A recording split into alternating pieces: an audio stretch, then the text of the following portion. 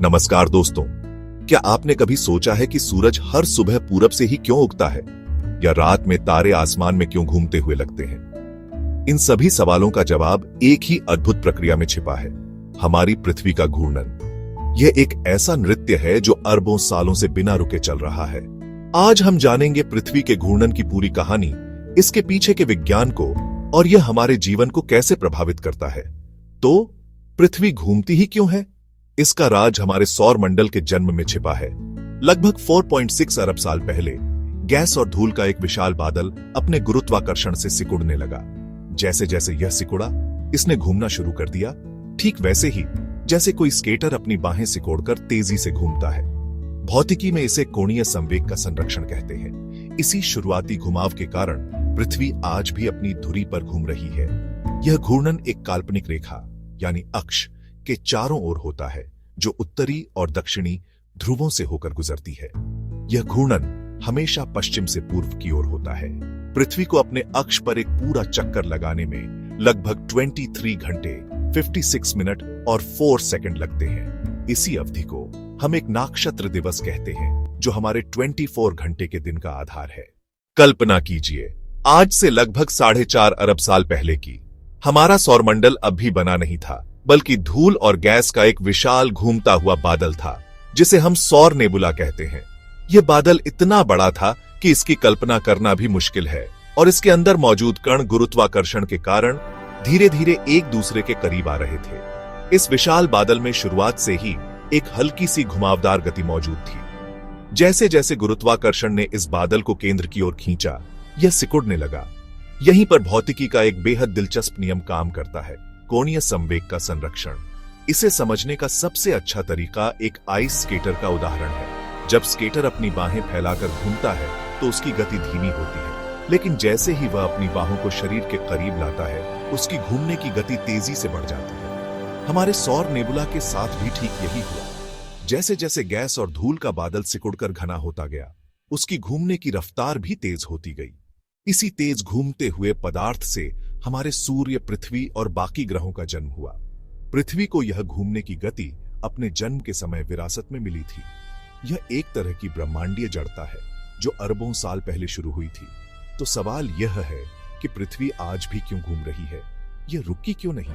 इसका जवाब अंतरिक्ष के खालीपन में छिपा है। अंतरिक्ष लगभग एक वैक्यूम है, जिसका मतलब है कि वहां हवा या कोई और चीज नहीं है जो पृथ्वी की गति पर घर्षण लगाकर उसे धीमा कर सके। इसलिए एक बार घूमना शुरू करने के बाद पृथ्वी को रोकने के लिए कोई महत्वपूर्ण बाहरी बल नहीं है। हालांकि एक शक्ति है जो इसे बहुत धीरे धीरे धीमा कर रही है, वह है चंद्रमा का गुरुत्वाकर्षण। चंद्रमा पृथ्वी पर ज्वार भाटा पैदा करता है, जिससे एक मामूली घर्षण उत्पन्न होता है। इस वजह से पृथ्वी का दिन हर सदी में कुछ मिलीसेकंड लंबा हो जाता है। लेकिन यह प्रक्रिया इतनी धीमी है कि पृथ्वी आने वाले अरबों वर्षों तक घूमती रहेगी, हमें दिन और रात का खूबसूरत चक्र देती रहेगी। यह गति हमारे ग्रह के जन्म का एक स्थायी उपहार है। अंतरिक्ष लगभग निर्वात है, यानी वहां कोई घर्षण नहीं है। घर्षण न होने के कारण पृथ्वी की गति धीमी नहीं होती। अगर स्पेस में हवा या कोई बड़ा रुकावट होती तो पृथ्वी का घूर्णन धीरे धीरे रुक जाता। दिन और रात का बनना। पृथ्वी का एक भाग सूर्य की ओर रहता है दिन, और दूसरा भाग अंधेरे में रात। समय का निर्धारण। पृथ्वी का घूमना ही घड़ी और कैलेंडर की नींव है। कोरियोलिस प्रभाव। पृथ्वी के घूमने के कारण हवाएं और समुद्री धाराएं मुड़ जाती हैं। यह प्रभाव मौसम के पैटर्न और समुद्री जीवन पर भी असर डालता है। तो क्या पृथ्वी कभी घूमना बंद कर देगी? इसका सीधा जवाब है हाँ, लेकिन इसमें अरबों साल लगेंगे।